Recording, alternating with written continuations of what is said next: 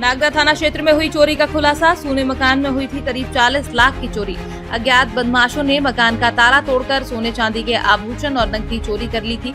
मामले में 10 सदस्यीय विशेष जांच दल का गठन किया गया था। टीम के लगातार प्रयास से आखिरकार आरोपी रतलाम सिंह उर्फ रत्तू निवासी खरगोन को सोनावत क्षेत्र से गिरफ्तार किया। पूछताछ में आरोपी ने अपने 2 साथियों के साथ मिलकर चोरी करना कबूला। पुलिस ने 6 लाख रुपए के आभूषण और 70,000 रुपए नकद बरामद किए हैं। मामले में फरार दोनों आरोपियों की तलाश जारी है और जल्द ही अन्य चोरी गए माल की बरामदगी की उम्मीद है।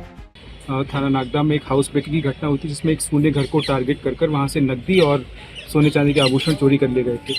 घटना की गंभीरता को देखते हुए रिस्पेक्टेड एसपी सर ने एक एसआईटी का गठन किया था, स्पेशल इन्वेस्टिगेशन टीम, जिसका मुख्य काम था कि हमें इस घटना का खुलासा करना है।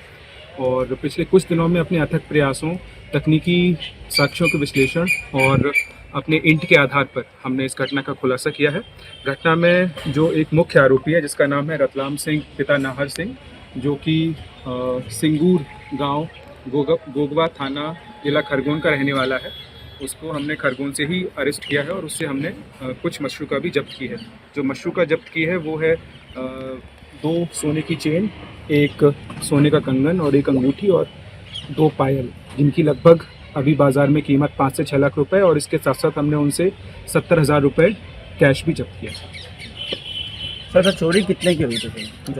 चोरी जो है लगभग ऐसा आया था कि लगभग 40 लाख रुपए तक की चोरी हुई थी, और जिसका लगभग अभी हमने 7-8 लाख रुपए का भी हमने जब्त कर लिया। इस घटना में टोटल और 2 आरोपी हैं, टोटल 3 आरोपी थे, जिसमें से एक को हमने गिरफ्तार कर लिया है और उससे पूछताछ में 2 और आरोपियों का पता चला है, जिसमें से एक आरोपी का नाम है दीपक सिकलीगर पिता समंदर सिंह, जो कि गंदवानी धार का रहने वाला है, और दूसरा है शिवराज पिता हरपाल, वो भी गंदवानी धार का रहने वाला है। इन तीनों ने साजिश करके इस घटना को अंजाम दिया था। अभी हमने जिस आरोपी को पकड़ा है उसका रिकॉर्ड है, उस पर पहले से चोरी के आरोप।